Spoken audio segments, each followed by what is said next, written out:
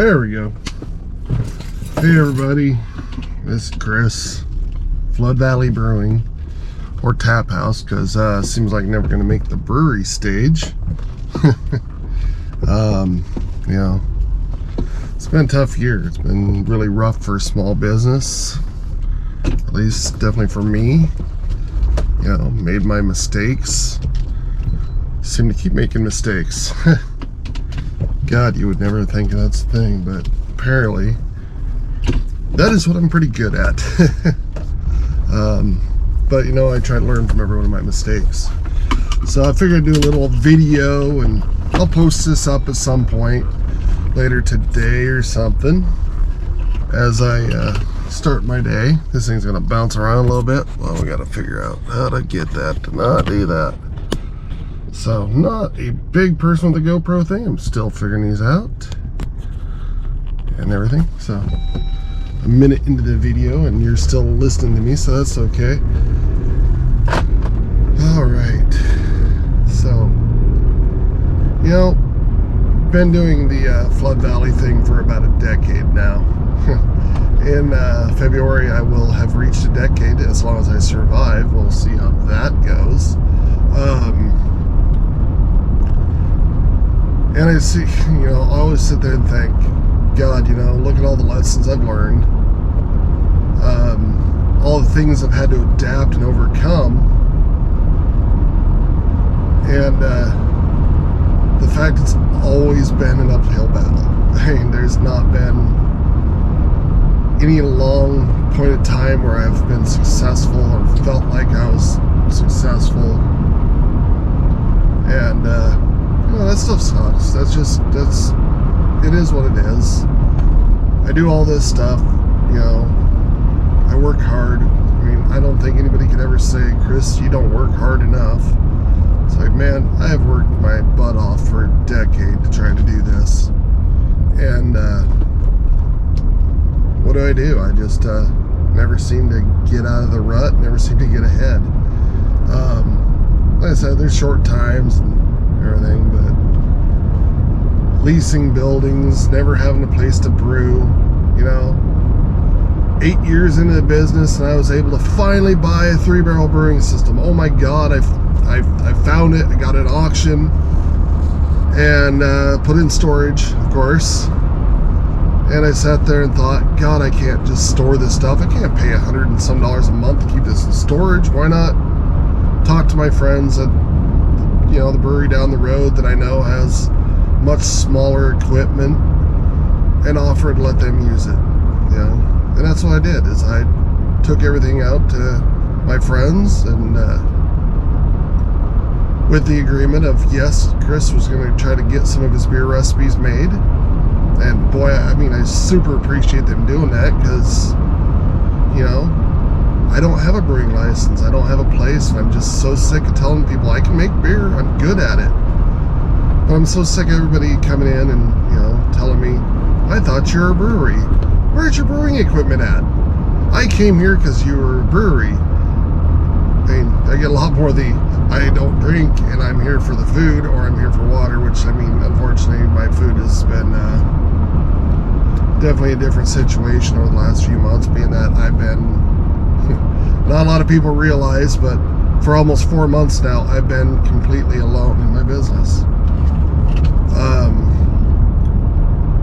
Not saying I don't have help here and there, but the help has been mostly on trying to work out some financial stuff and, you know, trying to figure out that stuff. Not an investor, not somebody who's actually giving me money to do all this, but people were helping me try to clean up some messes that I allowed things to fall into. Again, not because I wanted to fall into a bad situation, because nobody ever wants to be, you know, nobody ever wants to be there. But, yeah, you know, I got there, and what the hell, so now I'm dealing with the repercussions of a bad situation I allowed myself to be put in. You know, I tried to took a big step, took a big risk, going out to the Oregon coast. Yeah, you know, shot myself in the foot. I'll be the first to admit. that, like I said, business is business, and you make struggles, you fall, you get back up again, you push forward. And, you know, I've always felt that might be what separates me and my business from a lot of ones that I've watched come and go, is the fact that no matter how hard it gets, I will buckle down and I work really hard to make sure I can do it. You know, that being all said and stuff, man, I just wish the last 10 years that somebody would have invested in the idea of Flood Valley. All these years, I just sit there and think, man, I work hard. I think I make good beer. I think I've done good food. I think I've done okay. But all I want is somebody to say, we believe in you and we want to see Flood Valley succeed. And God, if, you know, I could see the dream actually coming true, you know? Because I think I've worked definitely hard enough to get there, and I would think that good karma is going to come my way for helping out my friends and doing things like that, and always trying to be there, never not being, always trying to be a good boss, always trying to take care of my friends and my employees, always looking at everybody else first. And you would think at some point that the universe would sit there and say, Chris, you know, you deserve a little bit of a break, you know? Maybe we're gonna make things better. Let you have a win for a while. And you know, no. It's like, no. Here's another kick to the balls, and are our shoes pointy enough for you? Or do we need flatter, broader, wider, and really just get everything all at one time? Because, you know, you don't want to get one or the other. Always a tangent. Because I talk about whatever. You know, Flood Valley's been a big thing in my life. It's been something I really have worked hard for a decade. You know, it's been about 12, 13 years that when I started brewing. We got in the homebrew supply store, not because I just wanted to be a homebrew supply. It's because I really wanted to brew. So, my words to my brother was, when we did our first batch of beer, is, man, I love this. I want to own a brewery. And there was the downfall of Chris. But after 20 plus years of working jobs that I hated, I felt like I really found my calling. You know, I'm no longer being slave to the grind, no longer be the guy who was working the crappier jobs and looking at all three of my brothers going, wow, you guys all have better than I do. I thought, this is where I need to go.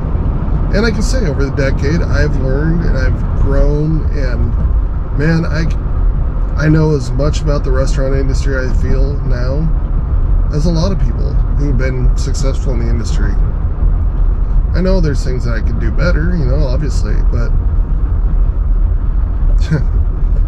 my biggest issue is, have I ever had the money to continue doing better? And, you know, a lot of people don't realize that as a restaurant and all this stuff, that when Chris has had things off the menu, sometimes it's because I can't afford it.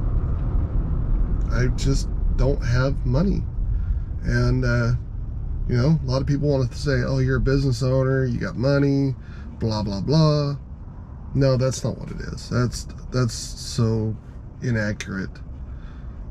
You know, I'm where I'm at with the business because I have worked my ass off. Flood Valley didn't start with money. Flood Valley started with work. Flood Valley has always been sheer, pure hard work for me.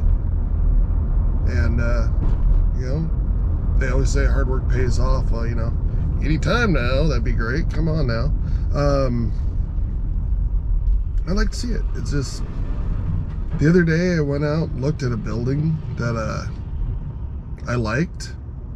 Can't afford, obviously. But I really liked it.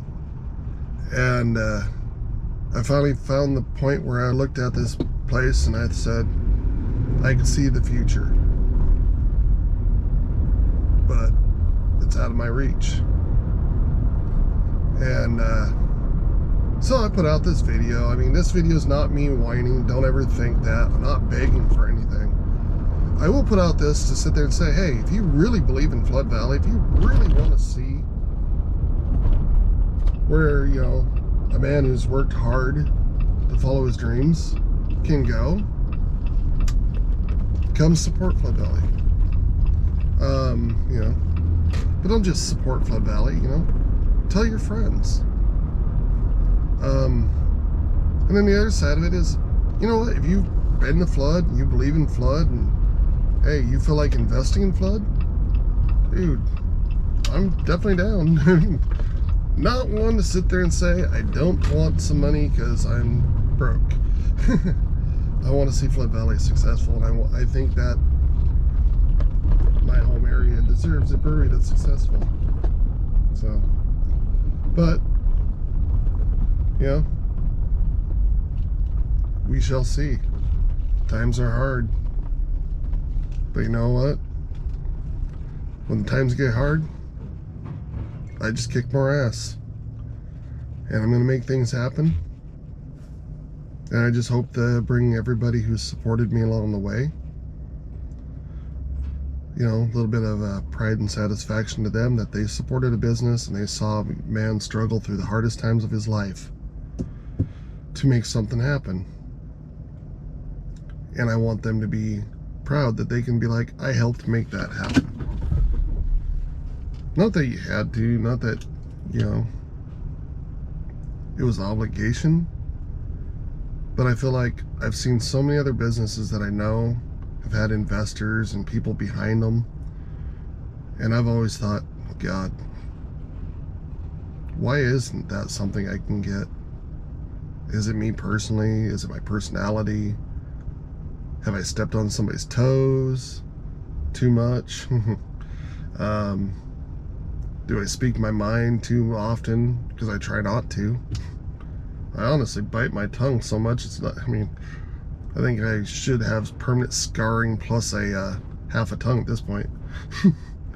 But I do my job, and I'll continue doing my job.